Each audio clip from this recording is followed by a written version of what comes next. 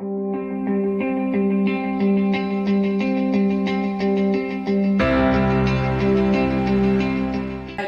guys, we'll be starting with sources of finance and I will continue from where we left off. We have covered internal sources of finance, so I will quickly recap that for you so you can remember what we left off because of the few days gap in teaching.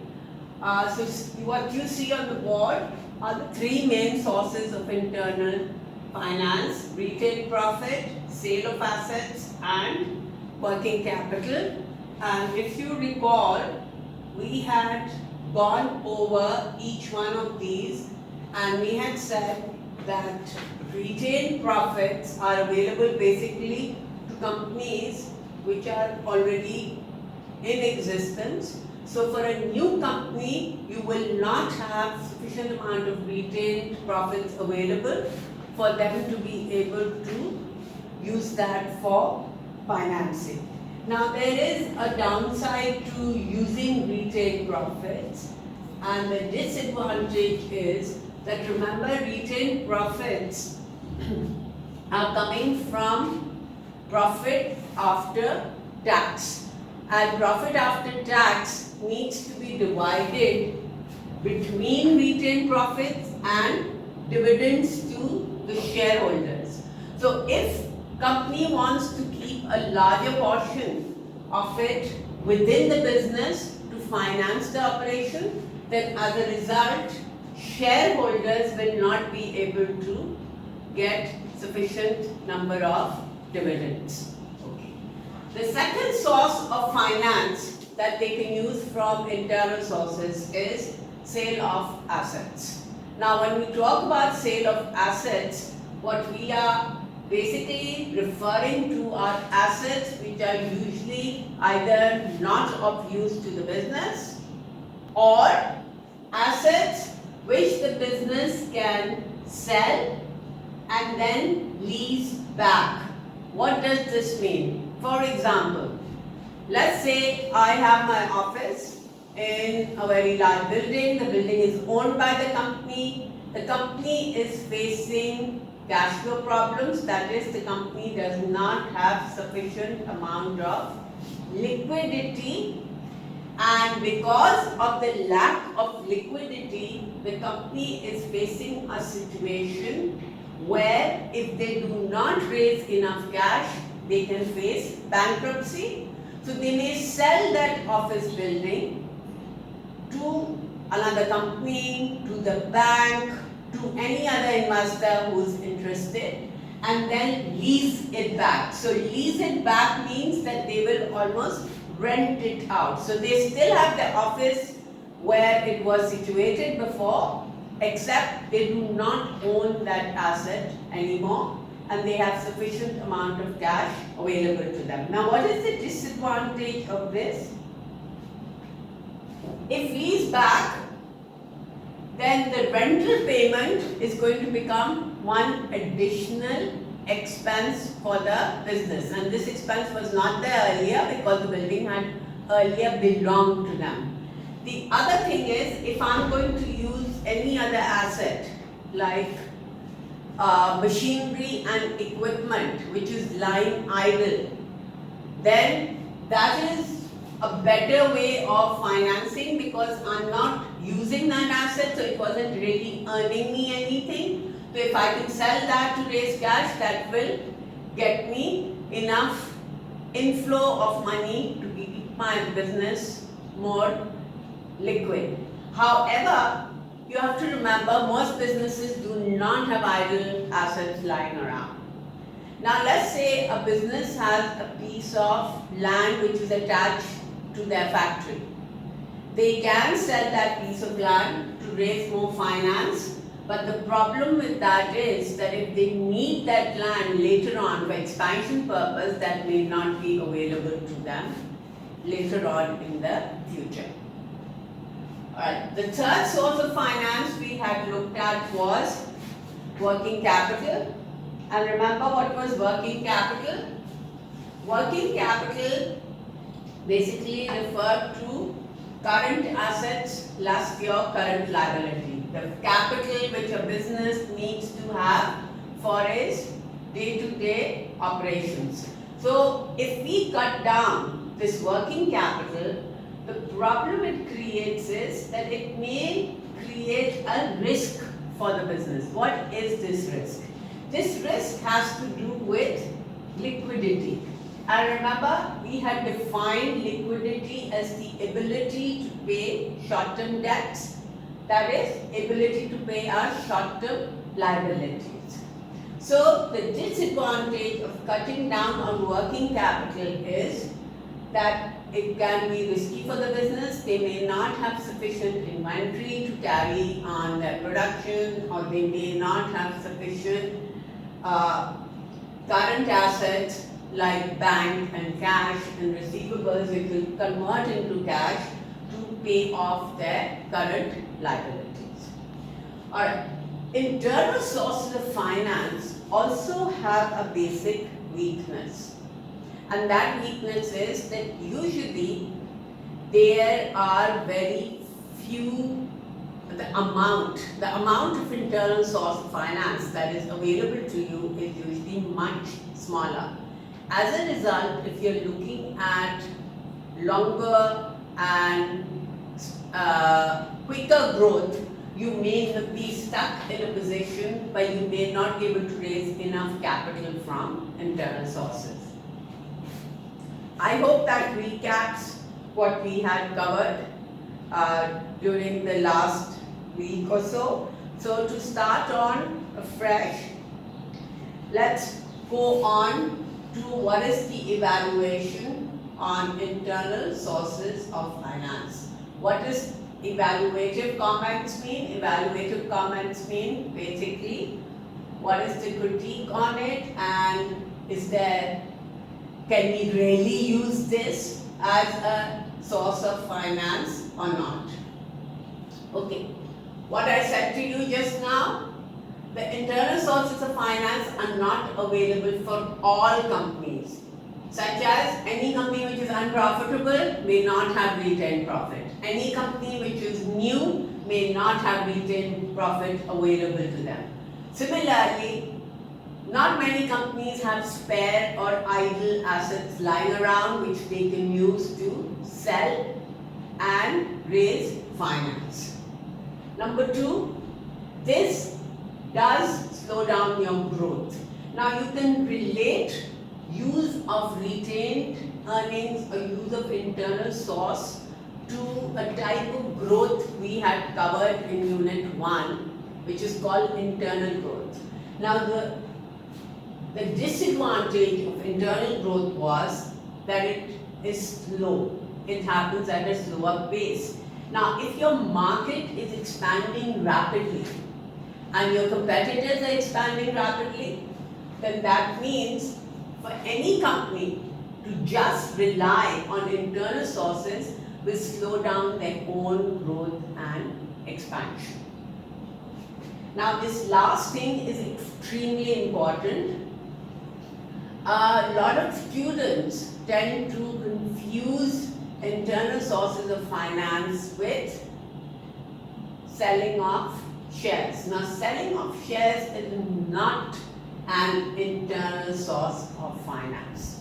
Sales of shares or share issue is actually regarded as an external source of long-term finance, and we will talk about this as we talk about external sources of finance. And also remember, selling of shares may only be available, particularly on the stock market, to public limited companies, and for private limited companies, selling of shares can only be to the friends, family and employees. We've already done that in Unit 1. You should revise that because there is a link with what we are looking at with the legal structure of businesses and the source of finance. Okay. To move on to the next part, which is external sources of finance. And please, if you notice the heading, it says for limited companies. So we are restricting these sources of finance to companies which are either public limited or private limited. There are three types of, or three main divisions in external sources. These divisions are based on the time period, and this time period is a very important factor in financing. Why? I'll explain that to you in a second. First, let's discuss what short term means, what medium term means, and what long term means.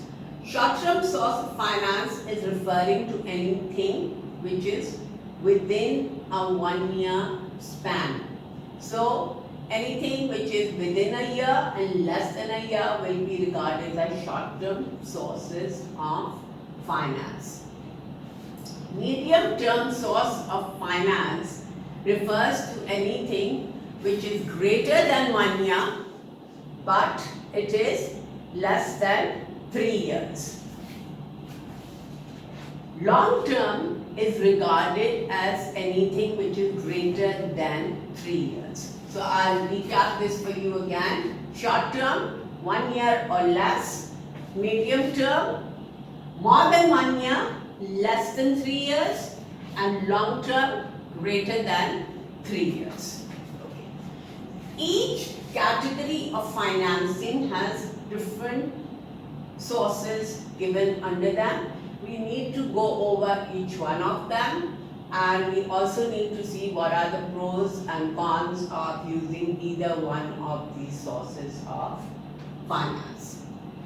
Now, I had mentioned to you a few minutes ago saying that there is a reason why it's important for us to look at short term, medium term, and long term.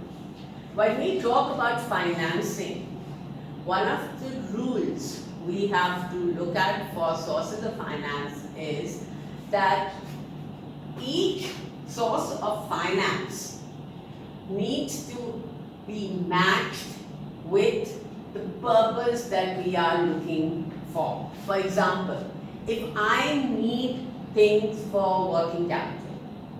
Now, working capital is something I need in the short run. My raw material I require for the short run. Any kind of supplier payment I require for the short run. So those sources of finance which have a span of 1 year and less are used for assets which are also 1 year or less. So we are matching the life of the asset with the life of the source of finance, the life of the source of finance. Okay. Let's start with short-term sources. There are 4 main short-term sources of finance: bank, overdraft, trade credit, debt factoring, and short-term bank loans. Let's go over each one of them. What is a bank overdraft?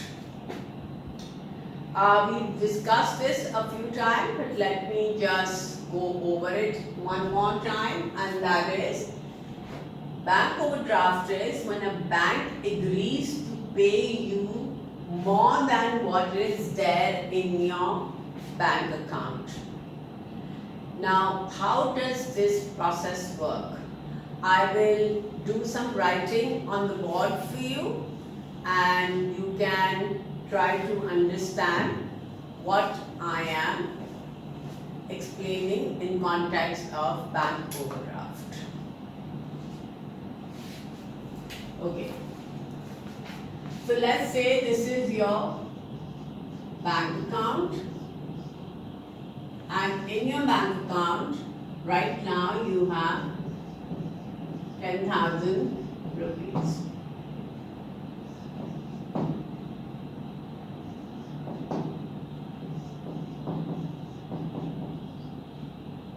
Now you need to pay your supplier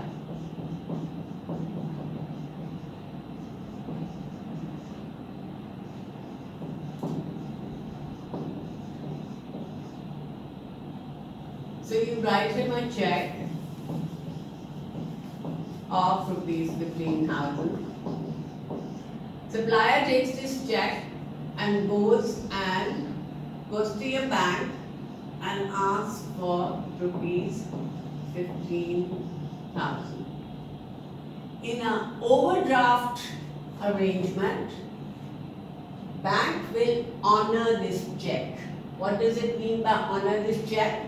It means the bank will not refuse your supplier the 15,000 despite you only having 10,000. So where is the 5,000 coming from? This 5,000, 10,000 comes from your own account. So this cancels out and your account goes into a 5,000 rupee debt.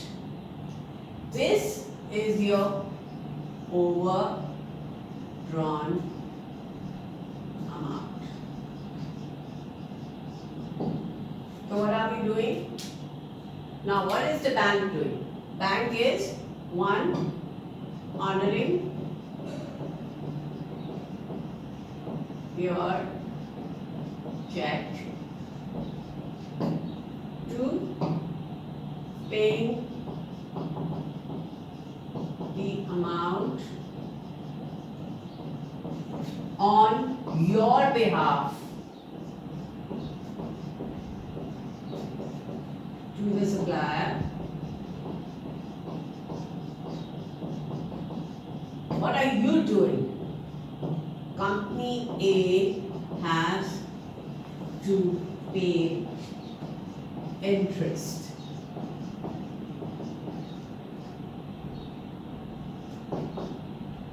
To the bank for the overdrawn amount. Okay. Now, does this mean you, I, anyone can just go write a check for more than what we have in our bank account and the bank will honor the check? No. This needs to be negotiated. And the word we use for it is, it needs to be pre-negotiated. That means I need to make this arrangement beforehand with the bank that I will be needing a certain amount of overdraft. The bank needs to agree to this agreement. We also agree on the interest rate that will be charged. Now this form of financing, the problem with it is that sometimes it can work out to be expensive, but it's an extremely flexible source of finance. What is the flexibility in it? I, as a company, do not need to go running to the bank each time I do not have sufficient amount of money available. What I do is, I know already what is my limit to the overdraft. So that means the bank and the company have already set an upper limit to the overdraft. I will not overdraw more than that amount. So company knows that amount. They can write checks for that upper limit, and when money comes back into the account, so let's say there's an inflow of rupees 8,000 into company A's account. So the 5,000 is going to be 5,000 plus interest will be deducted from this amount, and the balance will be something less than 3,000 rupees in your account. I hope that makes it clear to you how the bank overdraft works. Now coming back to this, what we are basically saying that in a bank overdraft, the bank has agreed to let the company borrow money to an agreed limit. It is flexible, but will have a higher rate of interest. Sorry about that. The second source of finance we are looking at is what we call trade credit. This is also known trade payables. That's what you're familiar with. That is when I purchase goods from my supplier on credit. On credit means I have purchased the good, but I have not paid for them. So it's like the supplier has given me a loan, but the advantage with it is that I've purchased the raw material, I have a liability on my books, and for the supplier is generated a receivable. So what the supplier will do, he'll give me credit terms. So he will say, all right, I'm letting you take this raw material, you can use it for your production. That way my production doesn't stop because I've got the raw material. But I want this money back within, let's say, 4 weeks back. So you need to be able to pay that money back after 4 weeks. Now, advantage to me as a business, I've got the raw material, but I have not paid for it. So I can use the raw material for my production process, then I can sell that in the market, I earn money on it, and I can use that money to pay the supplier. Alright? That is why we look at it as a source of finance. The downside in it is that you may be, sometimes the supplier may either charge you interest on it, 1. 2, if supplier was giving you any kind of bulk discount, then they may not give you that discount if you purchase on credit. Because a lot of times suppliers will give you a discount on cash payments, but if you say credit, then they may charge you the full amount. Okay. I will come to this source of finance later in a minute because I will need to explain to you on the board. What I need to explain to you is what is a short-term bank loan. Now, short-term bank loan is taking a loan from the bank which has to be paid within 1 year period, because remember short-term was less than 1 year. So in this particular case, short-term bank loan would involve that I take a loan, this could be for 1 month, this could be for 3 months, it could be for 6 months, any time up till 1 year. Now, what is the difference between this and this? Because this is also like a loan. The advantage with this is that the interest in a bank overdraft is paid only for the time period you are overdrawn. So, for the time period I am overdrawn on this 5,000 rupees, I will be paying an interest amount. After that amount, I will be able to,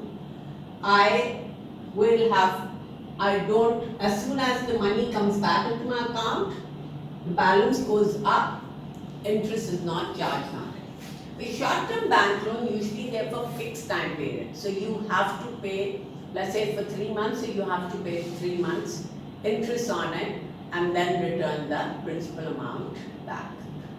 Alright, so that's the end of short-term sources of finance, and we'll move on to the next source of finance, which is medium term. We'll take a 2-minute break. We'll get involved. Whenever you're ready. Yeah. Okay, so let me explain to you debt factoring. And debt factoring actually is referring to the word debt, is referring to debtors. And debtors means what? Debtors are your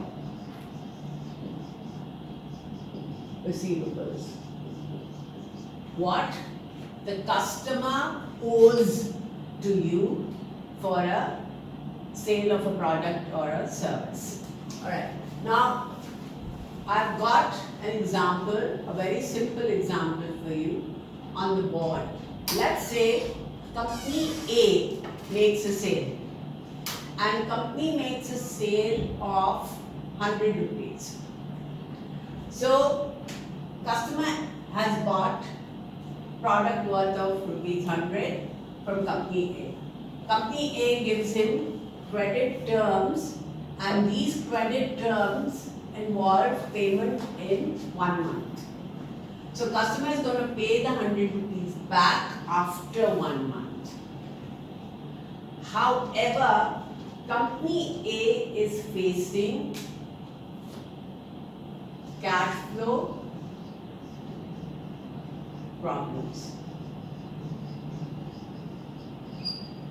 That means they need the cash not after 1 month, they need the cash now.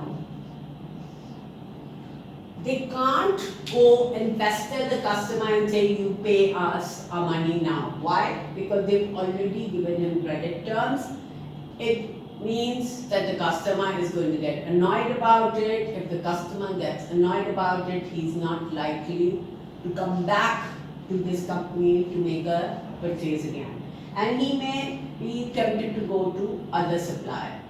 So what the company does is, they take this sale of rupees 100, the debtors, to another company known as a debt factor company.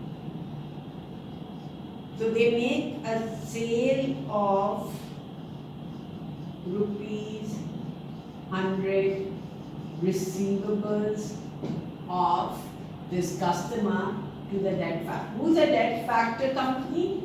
Debt factor company can be anything. It could be anyone. It could be a bank.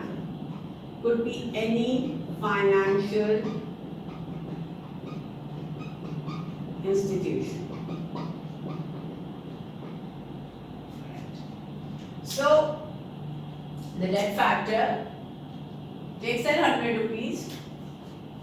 Now, this company is not going to pay company A all of this 100 rupees. They are going to pay them an amount which is less than 100. So let's say they pay them rupees 90. What happened to the 10 rupees? This 10 rupees is this debt company's, you can say, interest, profit. Why? Because they have lent money to company A on something which has not yet been received. How will they get this money?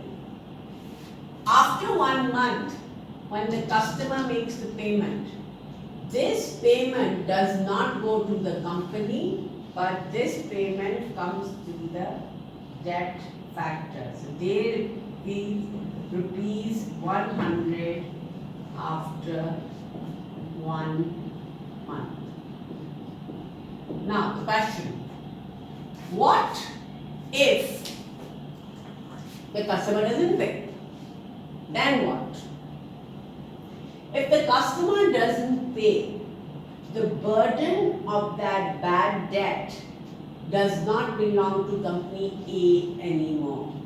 It belongs to the debt factor. So debt factor, when he purchases this receivable, is also purchasing the risk attached of non-payment of the receivable. But please remember, this company's business is to purchase receivables. So when they purchase these receivables, what do? This company will run a credit check on the customer. Basically, they will find out their credit rating.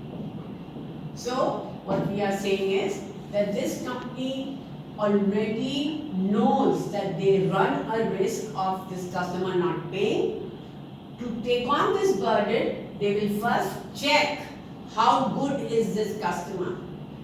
If he is likely to be high risk, they can refuse to buy the debtor, or they may even reduce the amount of money they're going to pay to company A, depending on the risk attached to the customer.